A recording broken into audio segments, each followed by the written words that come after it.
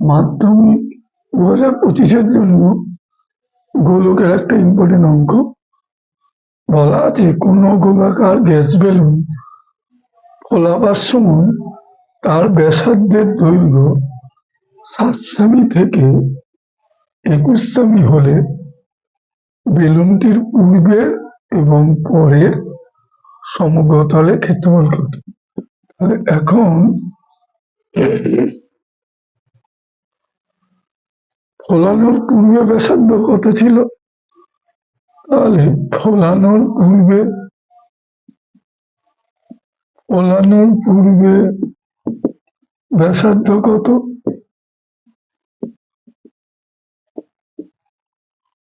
7 semi.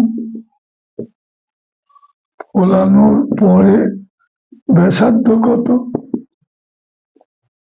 21 semi. তাহলে এখন ফোলানোর পূর্বে সমগ্রতলের ক্ষেত্রফল কি? ফোলানোর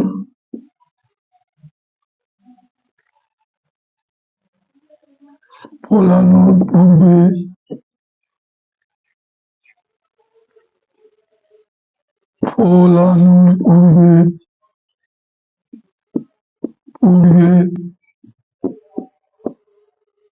সমগ্রতলের ক্ষেত্রফল খুবই সোজা। গোলকের সমগ্রতলের ক্ষেত্রফল হচ্ছে 4πr²। তাহলে এখানে 4π রেখে দিলাম, আর মানে কত? 7² বর্গ সেমি। এইভাবে জিনিসটা রেখে দিলাম। আবার ফোলানোর পরে সমগ্রতলের ক্ষেত্রফল কত?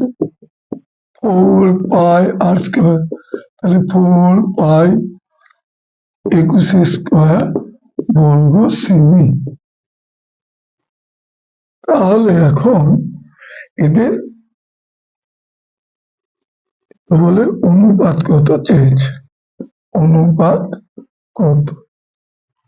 এইটা গোলকের 183 পেজে এই অঙ্কটা আছে।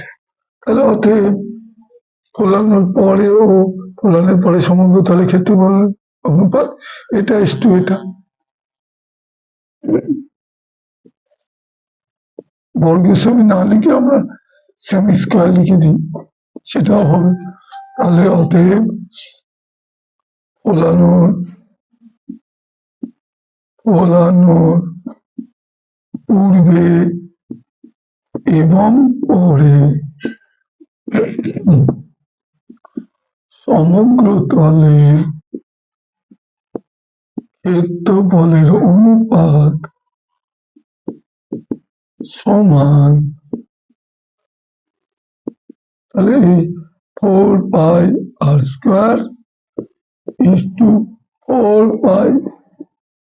তাহলে 4π কেটে দিই।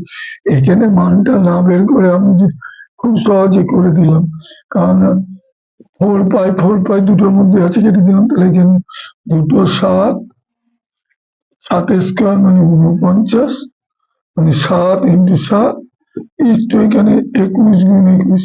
তাহলে কাটাকুটি করে 3 × 7 = 21, আর এখানে 3 × 7 = 21। তাহলে কত?